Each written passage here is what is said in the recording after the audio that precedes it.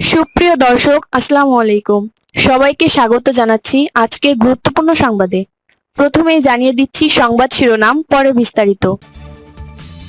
তাদের নেতা যদি নির্বাচনে এসে অংশ নিতে না পারেন এবং তাদের প্রধান নেতা যদি গুরুতর রোগশয্যায় শায়িত থাকেন, তাহলে কার নেতৃত্বে বিএনপি নির্বাচনে অংশ নেবে? যদি নেতাবিহীন অবস্থায় বাংলাদেশের শীর্ষ নেতৃত্ব নির্বাচনে নিয়ে যায় বিএনপিকে, তাহলে নির্বাচনের ফলাফল যদি বিএনপির পক্ষে যায়, সেই বিএনপি কি সত্যি তারেক রহমানকে ফিরিয়ে এনে বাংলাদেশের প্রধানমন্ত্রী পদে বসাতে পারবেন? তারেক রহমান যদি নির্বাচনের মাধ্যমে প্রধানমন্ত্রী হতে না পারেন, তাহলে কি বিএনপি নির্বাচনে যেতে রাজি? এই প্রশ্নটাতেই ঘুরে ফিরে সব আলোচনা গিয়ে ঠেকছে।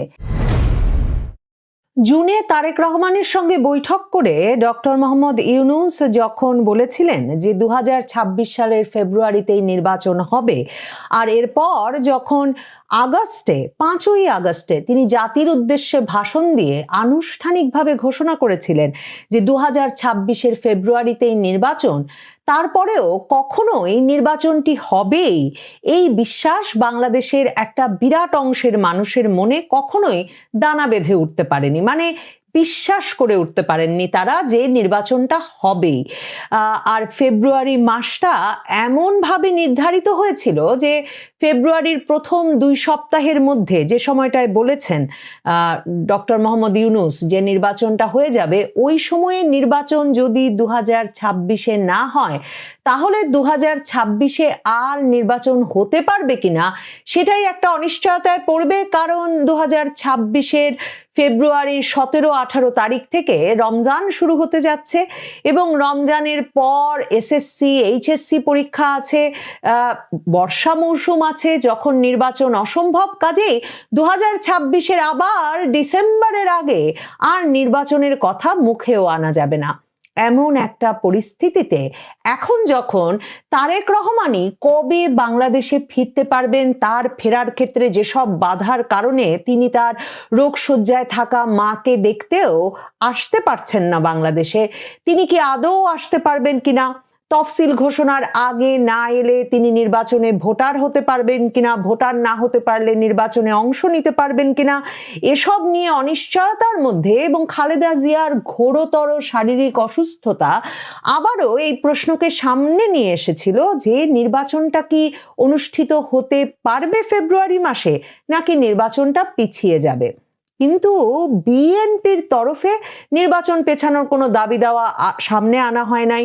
বিএনপি বরং তাদের মনোনয়ন ঘোষণার কার্যক্রম আরো এগিয়ে নিয়েছে। এরই মধ্যে 272টি আসনে তারা মনোনয়ন ঘোষণা করে ফেলেছে। খালেদা জিয়া রোগগ্রস্ত অবস্থাতেও তারা নতুন আসনে মনোনয়ন দিয়েছে এবং বলেছে সময় মতো বাকি আসনগুলোতেও দিয়ে দেবে। কিন্তু এখন নির্বাচন কমিশন বলছে নির্বাচনের তফসিল কবে হবে তারা জানে না। নির্বাচন কমিশন এমন একটা সময়ে নির্বাচনের তফসিল কবে হবে সেটাই তারা জানে না বলছেন, যখন তফসিল ঘোষণার সময়টাও খুব কমে আসছে। সাধারণভাবে এই প্রধান নির্বাচন কমিশনার নাসির উদ্দিনই বলেছিলেন সংবাদ মাধ্যমকে যে যেহেতু 50-60 দিন আগেই তফসিল ঘোষিত হয় ভোটের, কাজেই ডিসেম্বরের প্রথম 2 সপ্তাহের মধ্যেই তারা নির্বাচনের তফসিলটি ঘোষণা করবেন এবং এর সূত্রে তারা 7 থেকে 11 তারিখের মধ্যে নির্বাচনের তফসিল ঘোষণা করবেন, এমন তারিখও সংবাদ মাধ্যমের সামনে প্রকাশ করেছিলেন। এর মধ্যে এমন ভাবে এটা নিশ্চিত হয়ে উঠেছিল, কারণ তফসিল কবে, তফসিল নিয়ে কোনো অনিশ্চয়তা আছে কিনা। নিয়মিতভাবে সংবাদ মাধ্যম যেহেতু নির্বাচন কমিশনারদের বিভিন্ন জনকে, নির্বাচন কমিশনের ইসিকে কিংবা প্রধান নির্বাচন কমিশনারকে পেলেই এই প্রশ্ন করছিলেন, কাজেই বারবার নির্বাচন কমিশনের পক্ষ থেকে বলা হচ্ছিল 7 থেকে 11 তারিখের মধ্যেই তফসিল দেওয়া হবে। আর 6 তারিখে এসে এখন নির্বাচন কমিশন সচিব আক্তার হোসেন বলছেন যে তফসিল কবে তারা জানেন না। আক্তার হোসেন সংবাদ মাধ্যমের সামনে এসে বলেছেন ভুলভাল তারিখ ছড়িয়ে বিভ্রান্তি না ছড়াতে।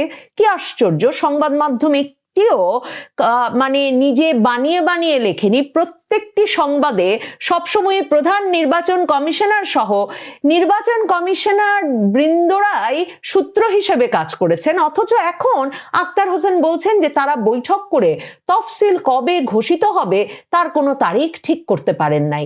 তাহলে তফসিল যদি ডিসেম্বরের প্রথমার্ধের মানে 15 তারিখের মধ্যে ঘোষিত না হয়, তাহলে নির্বাচনটি কি ফেব্রুয়ারির 15 তারিখের মধ্যে অনুষ্ঠিত হতে পারবে? এই প্রশ্নটি সামনে চলে এসেছে যখন তার 3 দিন আগে জাতীয় নাগরিক পার্টি এনসিপির নাহিদ ইসলাম, নাসির উদ্দিন পাটোয়ারিরা তাদের দলের নিবন্ধন সনদ, জাতীয় নাগরিক পার্টির নিবন্ধন সনদ আনতে গিয়ে নির্বাচন কমিশনকে বলে এসেছিলেন যে নির্বাচন কমিশনের তফসিল ঘোষণার সময় নিশ্চিতভাবেই রাজনৈতিক স্থিতিশীলতা, রাজনৈতিক দলগুলোর প্রস্তুতি এবং মাথায় রাখা উচিত যে গণতন্ত্রের আপোষহীন নেত্রী খালেদা জিয়া এখন অসুস্থ, সেই বিষয়টিও।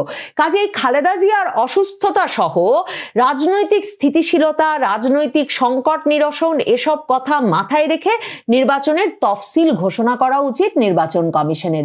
আবার সেই দিনেই, সেই 3 তারিখেই আদালতেও এক রকমের খেলা শুরু হয়েছিল।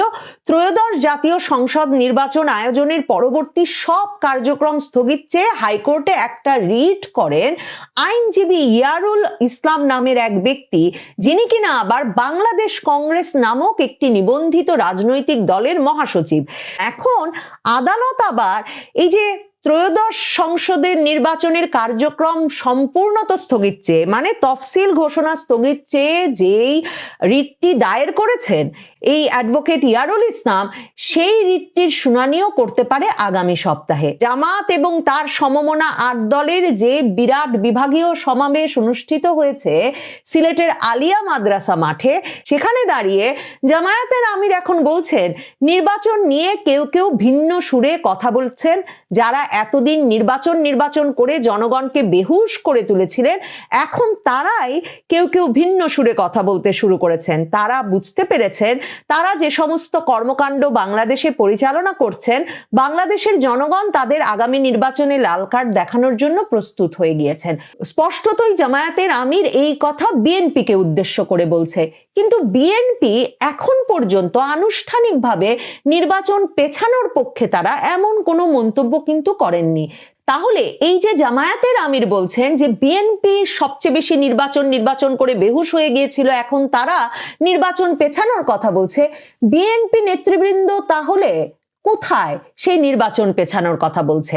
তাহলে কি মাঠে, মানে মির্জা ফখরুল ইসলাম আলমগীর সহ জাতীয় স্থায়ী কমিটির সদস্যরা সহ বাংলাদেশে বিএনপির যে শীর্ষ নেতৃবৃন্দ, তারা নির্বাচন যে কোনো পরিস্থিতিতে এগিয়ে নেওয়ার কথা বলছেন, কিন্তু লন্ডনে আটকা পড়েছেন যেই নেতা, সেই নেতা কি তাহলে নির্বাচন পেছানোর পক্ষে কারো সঙ্গে আলাপ করছেন সরকারের, এবং সেই আলাপ জামায়াতের আমিরের কাছে পৌঁছেছে? কাজেই তিনি বলছেন লাল কার্ড নির্বাচনে দেখবে বলেই বিএনপি এখন নির্বাচন পেছানোর কথা বলছে। দেখেন, জামায়াত এবং তার সমমনা রাজনৈতিক দলগুলোর এই যে বিভাগীয় সমাবেশ সিলেটে, সেখানে কিন্তু শুধুমাত্র জামায়াতের আমির এই কথা বলেছেন তাই নয়। জামায়াতের প্রধান জোট সঙ্গী ইসলামী আন্দোলন বাংলাদেশের নেতা চরমোনাই পীর মুফতি সৈয়দ রেজাউল করিম সাহেব বলেছেন ওরা নির্বাচনকে পেছানোর জন্য পাগল হয়ে গেছে।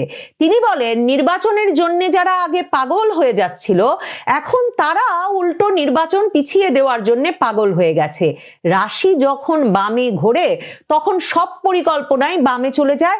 আপনারা যত শয়তানি পরিকল্পনা করবেন ততই বাংলাদেশের জনগণ থেকে আরো বিচ্ছিন্ন হয়ে যাবেন, এ বিষয়ে কোনো সন্দেহ নেই। তার মানে সরাসরি চরমোনাই পীরও নির্বাচন পেছানোর দাবির জন্য বিএনপির দিকে আঙুল তুলছেন, কিন্তু বিএনপি কিন্তু এখন পর্যন্ত আনুষ্ঠানিকভাবে নির্বাচন পেছানোর পক্ষে তারা বা সরকারের সঙ্গে কোনো পক্ষে আলোচনা করছে এমন কোনো কথা প্রকাশ্য করেনি। বরং নতুন কতগুলো আসনের মনোনয়ন ঘোষণা করে বৃহস্পতিবার মির্জা ফখরুল ইসলাম আলমগীর বলেছেন তারা নির্বাচনের জন্য প্রস্তুত, কারণ তারা বরাবর নির্বাচন চেয়ে এসেছেন, নির্বাচন হতেই হবে। এখন তাহলে চরমোনাই পীর, জামায়াতের আমির বিএনপিকে লক্ষ্য করে এমন অভিযোগ তুলছেন কেন? এ অবস্থায় কার আলোচনায়, কার ইঙ্গিতে সর্বতোভাবে তফসিল ঘোষণার জন্য প্রস্তুত নির্বাচন কমিশন হঠাৎ করে জানাচ্ছে যে নির্বাচন কমিশন তফসিল ঘোষণার তারিখ ঠিক করতে পারেনি, ভুলভাল বিভ্রান্তি ছড়ানো ঠিক হবে না? কার ইঙ্গিতে, কার সঙ্গে আলোচনায়, কিংবা কার নির্দেশে, সেটা বলা মুশকিল। তবে দেখেন, মির্জা ফখরুল ইসলাম আলমগীর যখন বলছেন যে নির্বাচন হতেই হবে, তারা নির্বাচনের পক্ষে, তখন যেমন তার পাশে বসেছিলেন বিএনপির স্থায়ী কমিটির আরেক সদস্য বর্ষিয়ান নেতা নজরুল ইসলাম খান, ঠিক তেমনি তিনি ডিসেম্বরের 4 তারিখে প্রধান নির্বাচন কমিশনার এম নাসির উদ্দিনের সঙ্গে বৈঠক করতে নির্বাচন কমিশনেও গিয়ে উপস্থিত হয়েছিলেন। নজরুল ইসলাম খান সেদিন প্রধান নির্বাচন কমিশনারের সঙ্গে বৈঠক শেষে বেরিয়ে এসে বলেছিলেন যে অনিবার্য কারণ ছাড়া নির্বাচন বিলম্ব চায় না বিএনপি।